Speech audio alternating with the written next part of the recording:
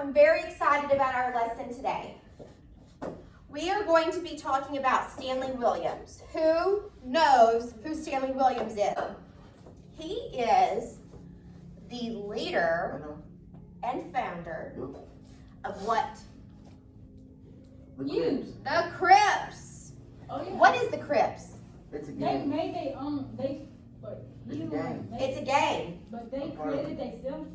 It is the most notorious and infamous gang besides the Bloods. It's not the dangerous gang though. Who made Blood? I don't know. That's not right. Crib's not the dangerous gang though. Okay, Blood's so dangerous. I don't like the words. 3 eyes for him.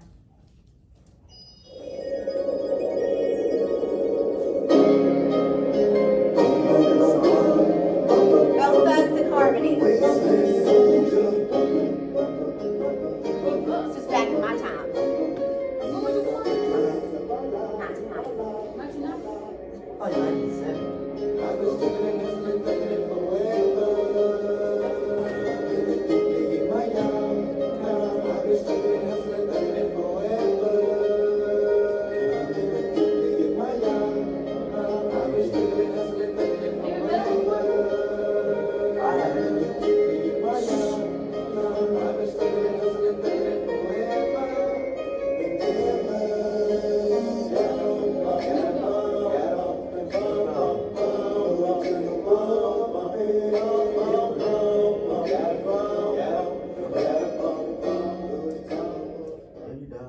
Okay, He died. so When he got 75?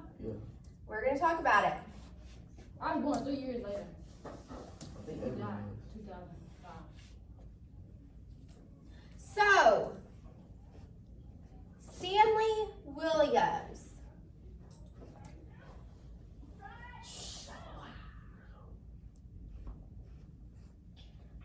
He is most known for creating the Crips, obviously, and founding it. But he is also known for redeeming his life. So what does that mean? It means he turned his life around. He changed before he died. So he was convicted. That means he was found guilty of killing 4 people. He died in jail? They actually executed him. We're going to get into all of this if you'll hold your questions for me, okay? So he was found guilty of killing 4 people. And he was sentenced to life in prison along with the execution. And so when he was in jail, he could not be with other prisoners. He was so he couldn't get along with people. He was so dangerous. And so they put him in solitary confinement. Who knows what that means? They put you in the holding tank? What, Carson? I don't know. Solitary. What does solitary mean? They put you. It's a room that It's like it's a a tunnel room here. that will lock it where prisons lock you in. Yes, you're in there, but if you're in solitary confinement, you're in a jail cell. But you're by your what? By yourself. Yourself. You're by yourself. So he had no access to anyone else all day long. 23 and a half hours he was by himself. Can y'all imagine that? No. While he was in that cell for 23 and a half hours, he says he changed his life. He turned his life around. He found God, and he no longer wanted to be the leader, or he no longer was associated with the Crips. He denounced all of that. He started writing children's books. He wrote 9 children's books on going against gang violence. He then began to speak to children's schools over the phone while he was in prison. He actually was nominated for a Nobel Peace Prize, which is a huge deal. How old is he? He's dead, but when he was executed, he was in his 50s. He young. So he did all of that while he was in that solitary confinement. He said that's what saved his life. That's what changed him. It turned him around. It made him a new person. Okay? So do y'all think that can happen? Do you think someone can change who they are? Yeah. Yes. Do you think, I mean, he literally, his life, guys, we're going to read about it. He was born in the streets, and that's where he was raised. He started as a young kid out there in the streets with violence and drugs, and people, the adults used to make him fight for money. That's where he grew up. Do you think that he could really change? Yeah. He went to prison as young as 16 years old for stealing cars. He killed 4 people, and that's all he was convicted on. But he has done so much more than that. But that's all they could actually convict him on. So do you think that he could actually change? Yes. Huh? Yes. Yeah, you do? Okay, so they made a movie based on his life, and we are going to watch it. And it's called Redemption. And Jamie Foxx actually played him. Yes. And here's a trailer.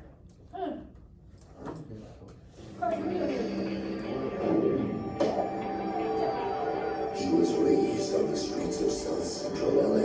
I never backed down ever. That's how I built my rap.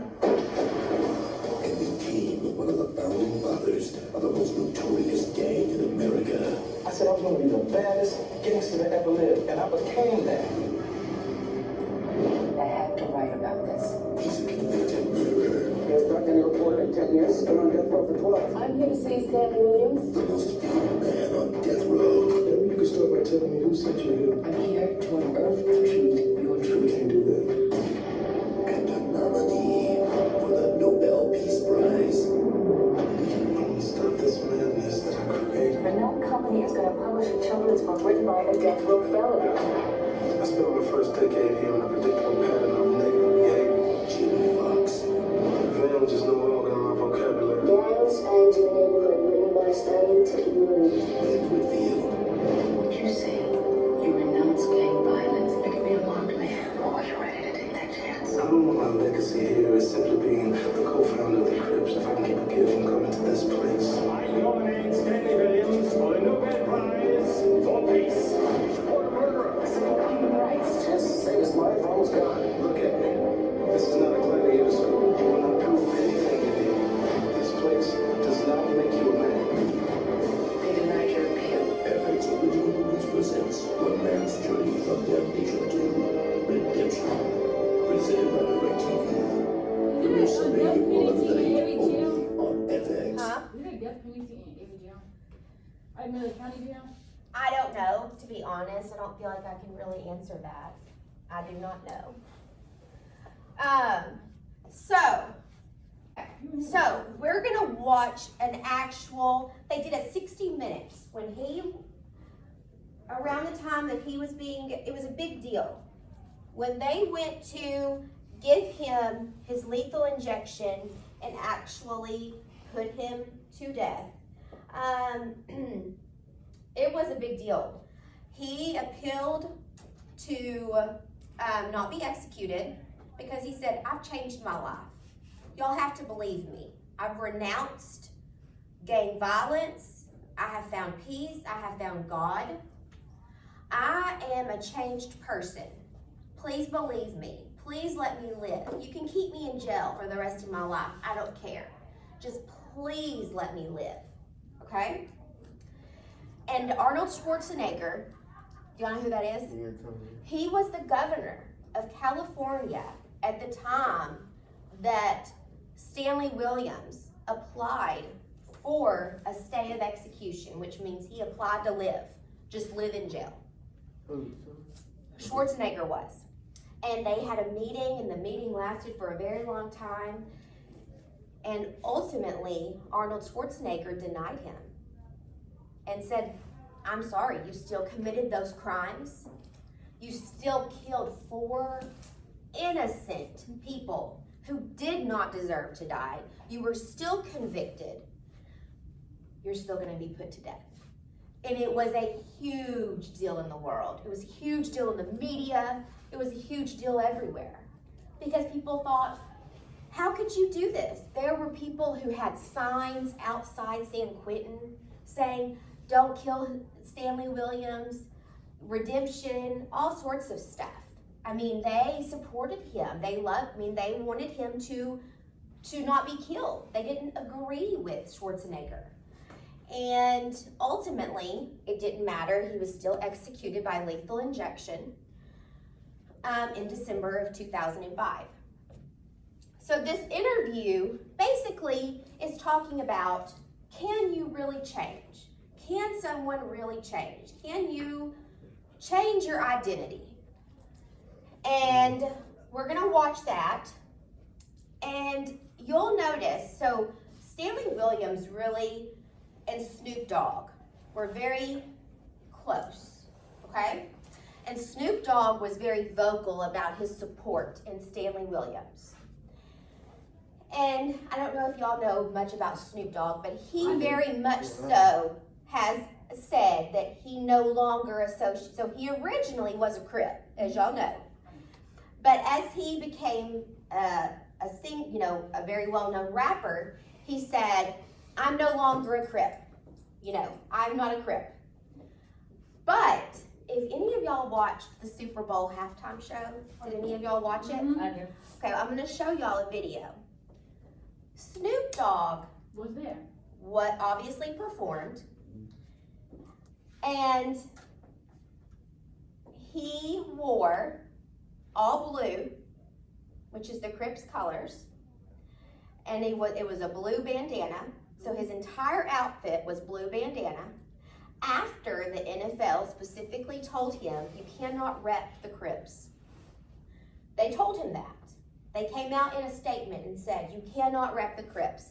After, when Stanley Williams was being executed, he said, I'm no longer associated with the Crips, because he didn't want Stanley to die.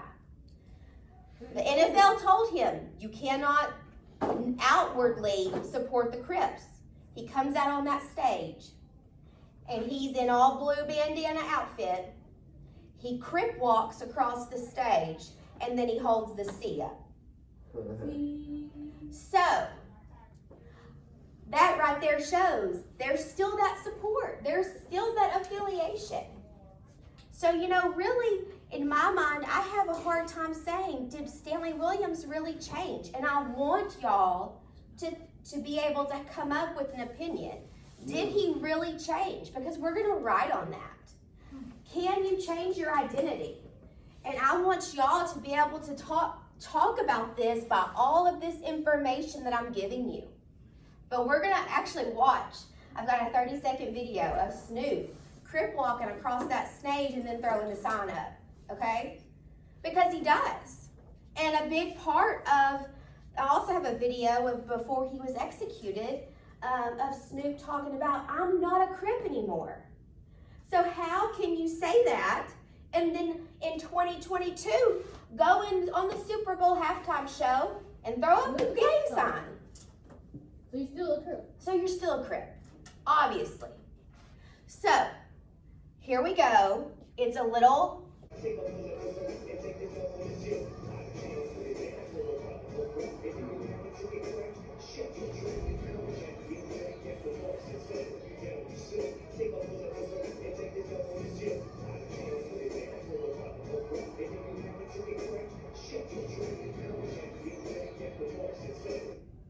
I see him throw a gang sign. He does. I Where don't the know gang why. sign at? I don't know why on that one it didn't show, but he does.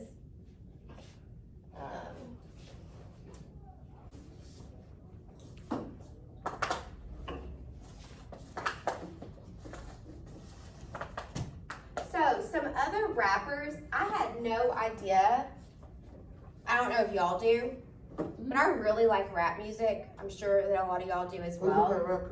Miss, But I did not know that so many rappers were actually affiliated with the Crips. So now these are more my time, but Young Jeezy, Ice-T, Eazy-E, Ice Cube, Coolio, Afro Man, Snoop Dogg, Nate Dogg, Tupac, Nelly, the Notorious B.I.G., 3 6 Mafia, all of them are actually members of the Crips. I had no idea. You know NBA Youngboy? Mhm. You listen to his music? Mhm. You do? Yeah, you're a fan. Sure. Okay, so the execution being a really big deal and people trying to save him. This, after he was executed, they actually did an interview with the people who were there. And this is it. One of the last men to be executed in California was the notorious leader of the Crips gang, Stanley Williams, in 2005. As a media witness randomly chosen, I watched it happen. And here's what that was like. With the rusty doors to the execution chamber creaking open, Stanley Williams him, right shuffled before in, he died. shackled and cuffed. Wearing a blue shirt, blue jeans, no shoes, just socks. I remember thinking how those pure white socks stood out to me, in stark contrast to what was about to be That's the where they put darkest him. moment of his life.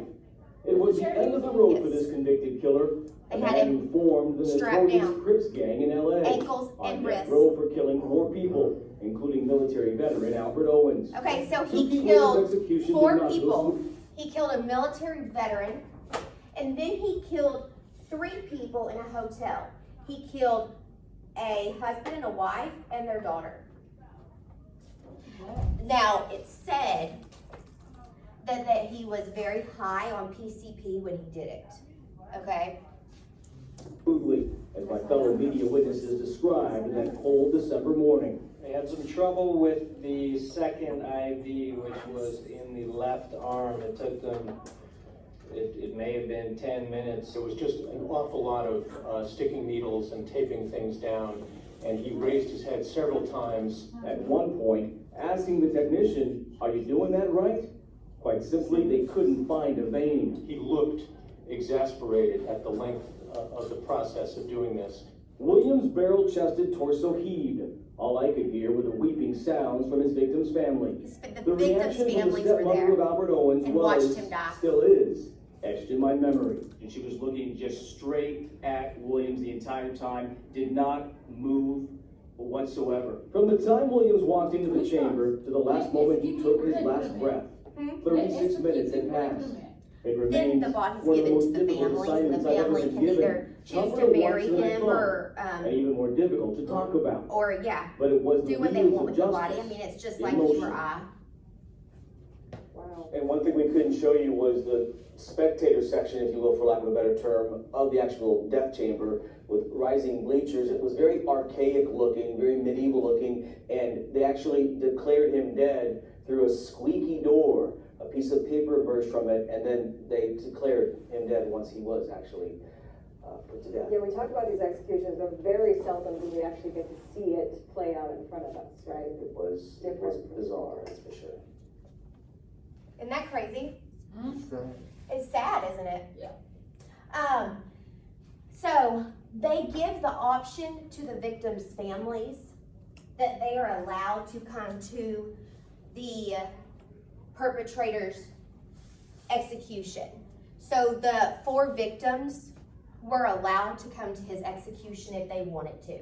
And the research that I did, the victims' families did decide to come to his execution.